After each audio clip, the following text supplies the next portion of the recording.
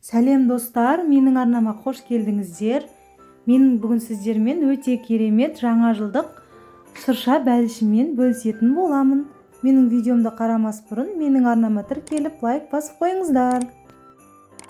Ең алдымен өзіңіз сүйіп жейтін шоколад қажет. Осы шоколадты осылай 4 бұрышты бөліктерге бөліп аламыз. Менде бүгін альпенгольд фундукпен осылай бөліп аламыз.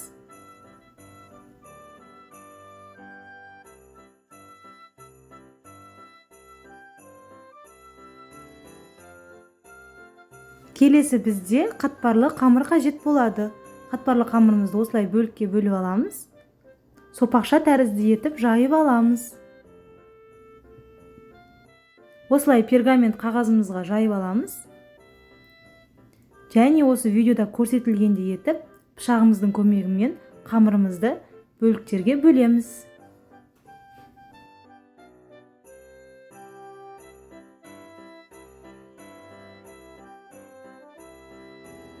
Үстінен шоколадтарымызды орналастырып шығамыз. Достар, осы жаңа жылдық шыршаны пісірсеңіздер, балаларыңыз өте керемет сүйсініп, таусып жеп қоятыны сөзсіз.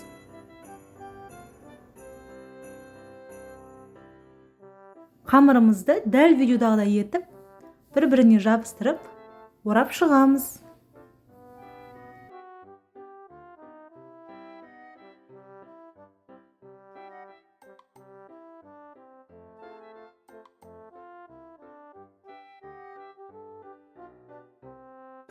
Қамырымыздың кішкене ғана бөлігін осылай жұлдызша тәрізді етіп кесіп алдым.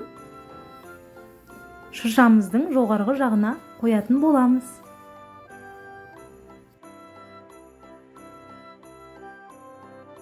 Шыршамызға орналастырамыз және үстінен жұмыртқамыздың сарысын жағып шығамыз.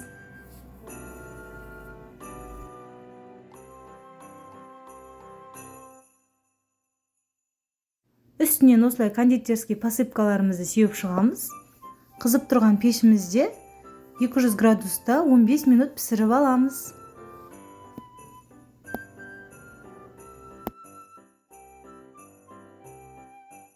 Бізде 15 минут өтті. Біздің шырша бәлішіміз пісіп шықты.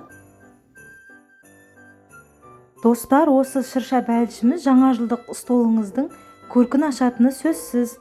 Менімен бірге сіздер жасап көріңіздер, өте керемет болып шығады. Барлықтарыңызға ас болсын.